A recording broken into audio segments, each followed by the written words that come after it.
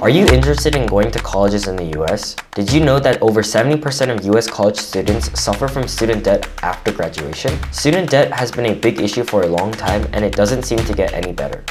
Today we'll be talking about the United States student debt crisis and why this is such a big topic and why college students are struggling to this day.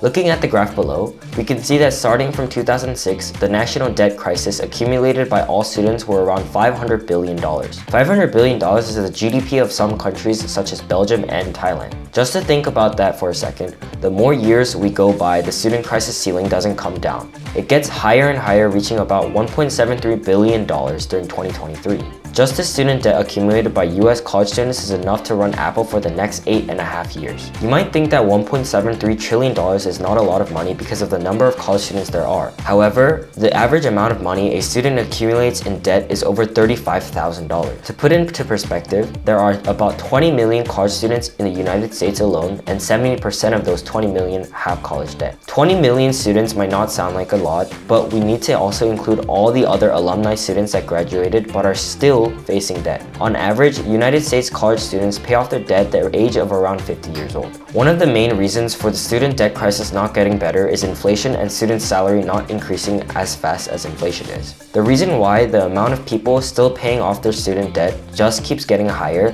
is that every year the average salary of first-year graduates gets lower or slightly increasing. The average salary has been getting slightly better by the year, but for the most part, inflation cancels out the increase in salary. University tuition can be quite expensive. Based on the graph, similar to inflation and student debt, tuition fees get more expensive every year. Since the early 2000s, tuition fees have almost doubled in cost, which makes paying off student loans worse for up-and-coming students. Over a 4-year program period, students are required to pay a tuition fee of as little as $40,000 and all the way up to $300,000. This is the tuition fee without any financial aid or tax. Not surprisingly, the reason why students decide to take out loans is because they aren't in a financial situation where they can just pay it off right away. These loans have a federal loan rate of about 4% to 8% per year. This means that every year you don't pay off your debt, it increases by 4 to 8% every year. This could be the reason why the average age of the student paying off their debt is 50. Something the United States federal government does to lower the amount of people in debt is if someone files for bankruptcy, they can bail you out. This means instead of letting your debt go negative,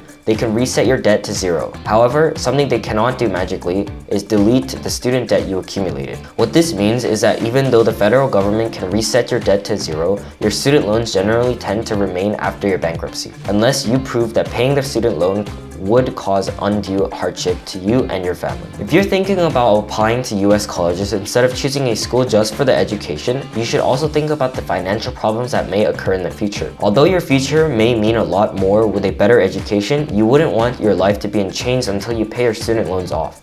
Make the right choice. Thank you guys for watching today's video, and I'll see you guys next time.